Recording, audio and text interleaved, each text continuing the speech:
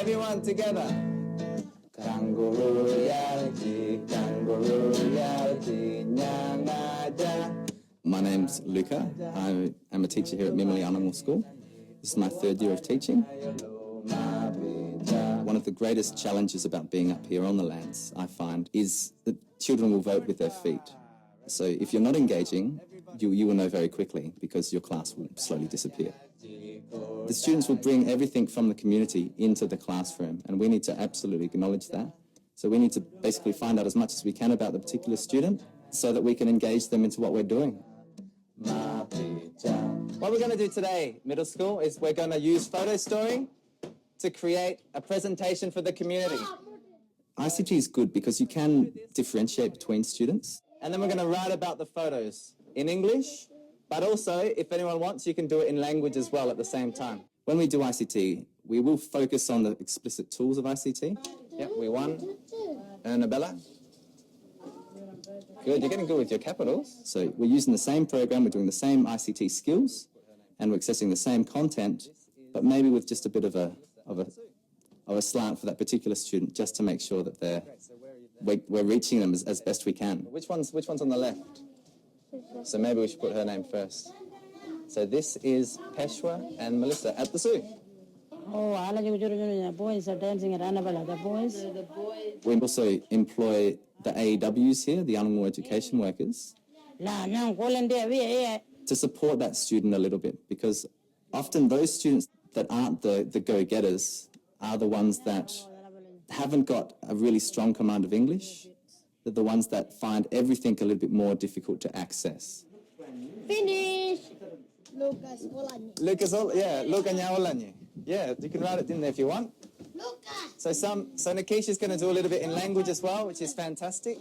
So what we may do is actually have a modified task for them, or they may be doing the first certain amount of steps of a particular task, but not the entire thing. Does anyone remember when we had the Polycom in there and we did a video conferencing call? Which school did we do that with? Cheeky Bay. So that was a really good lesson, wasn't it? The student needs to be able to relate to you and see that you want them to do well. Talia's ngunchu, kangaroo, malanba. So yeah, we're going to act out one big family, okay? I've made quite a conscious effort to try to engage with Pitjantjatjara and Yankunytjatjara. And when the students see you as a student yourself, you start to break down those walls that may exist.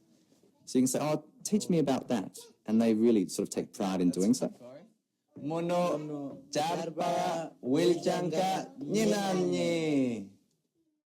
One by one.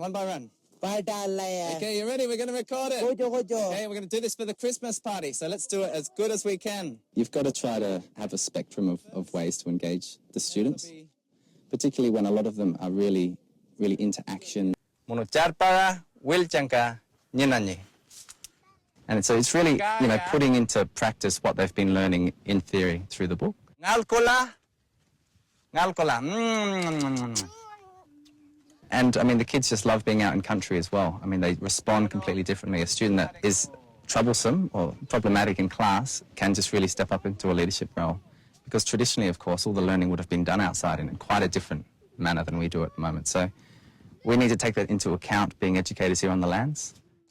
Okay, so you need to do two things. Number one is log on to Edmodo through the internet. Number two, for us here, we have a lot of well-being issues around the community, but we need to make sure that regardless of what else is happening, school is a really safe environment, it's an inclusive environment, and I think you get really good at doing that.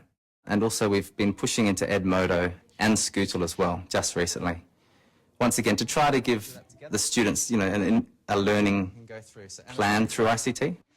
Oh, great. So we've had one person that has uploaded theirs, but also going past that and looking at collaborative web spaces. And so that's the way you can really tell.